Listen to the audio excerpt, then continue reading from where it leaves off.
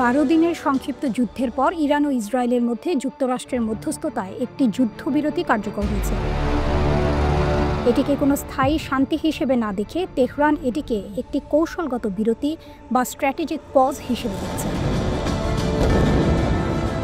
দীর্ঘদিনের কৌশলগত ধৈর্য নীতির ধারাবাহিকতায় ইরান এখন যুদ্ধের ক্ষয়ক্ষতি কাটিয়ে উঠে দীর্ঘমেয়াদী সংঘাতের জন্য পুনরায় সংগঠিত হচ্ছে, প্রস্তুতি নিচ্ছে ভবিষ্যতের লড়াইয়ের। যুদ্ধের সময় ইসরায়েল যুক্তরাষ্ট্রের সহায়তায় ইরানের বিভিন্ন সামরিক ঘাঁটি, ক্ষেপণাস্ত্র স্থাপনা ও পারমাণবিক গবেষণাগারে ব্যাপক আঘাত হানে। নিহত হন IRGCর শীর্ষ কর্মকর্তা, মহাকাশ বিভাগের প্রধান ও একাধিক পারমাণবিক বিজ্ঞানী। কিন্তু এই বিপর্যয়ের মাঝেও ইরান তাদের পাল্টা ক্ষেপণাস্ত্র হামলায় ইসরায়েলের উন্নত প্রতিরক্ষা ব্যবস্থা চাপে ফেলে দেয়। এতে স্পষ্ট হয়ে ওঠে ইরান এখনও শক্ত প্রতিরোধ করতে সক্ষম। এই যুদ্ধবিরতির সুযোগে ইরান নিজেদের সামরিক শক্তি পুনর্গঠনে মনোনিবেশ করছে। তারা ক্ষেপণাস্ত্র ভাণ্ডার পুনর্ভর্তি, ফাতা এবং খাইবার শেকানের মতো হাইপারসনিক প্রযুক্তির উন্নয়ন এবং বিমান প্রতিরক্ষা ব্যবস্থাকে আধুনিকায়নে জোর দিচ্ছে। যুদ্ধ থেকে পাওয়া শিক্ষা অনুযায়ী আধুনিক যুদ্ধে জয় পেতে শুধু ক্ষেপণাস্ত্র বা ড্রোন নির্ভরতা যথেষ্ট নয়, প্রয়োজন পূর্ণাঙ্গ বিমান প্রতিরক্ষা ও আকাশ আধিপত্য। তাই ইরান এখন রাশিয়ার S-400 প্রতিরক্ষা ব্যবস্থা,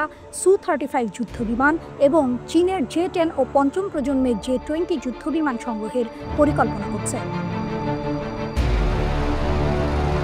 এছাড়া যুদ্ধকালে স্পষ্ট হয়েছে যে ইরানের একটি বড় দুর্বলতা হলো আকাশভিত্তিক আগাম সতর্কতা ব্যবস্থা এর অভাব। তাই চীন ও রাশিয়ার কাছ থেকে এসব প্রযুক্তি সংগ্রহ এখন তেহরানের প্রতিরক্ষা পরিকল্পনায় অন্যতম অগ্রাধিকার। সামরিক প্রস্তুতির পাশাপাশি ইরান আন্তর্জাতিক কূটনীতির ময়দানে নিজেদের অবস্থান জোরালো করতে চাইছে। তারা ইসরায়েল ও যুক্তরাষ্ট্রের বিরুদ্ধে আন্তর্জাতিক বিচার আদালতে মামলা করার প্রস্তুতি নিচ্ছে। অভিযোগ হবে তারা ঘোষণাহীন যুদ্ধ শুরু করেছে এবং আন্তর্জাতিক আইন অনুযায়ী সুরক্ষিত পারমাণবিক স্থাপনাগুলোর উপর আঘাত হেনেছে। তেহরান স্পষ্ট জানিয়ে দিয়েছে এই বিচারিক প্রক্রিয়া পূর্ণাঙ্গ না হওয়া পর্যন্ত তারা পারমাণবিক আলোচনায় ফিরবে না। এরই মধ্যে ইরান IAEA এর সঙ্গে সহযোগিতা স্থগিত করেছে, সংস্থার তদারকি ব্যবস্থাকে পক্ষপাতদুষ্ট আখ্যা দিয়ে।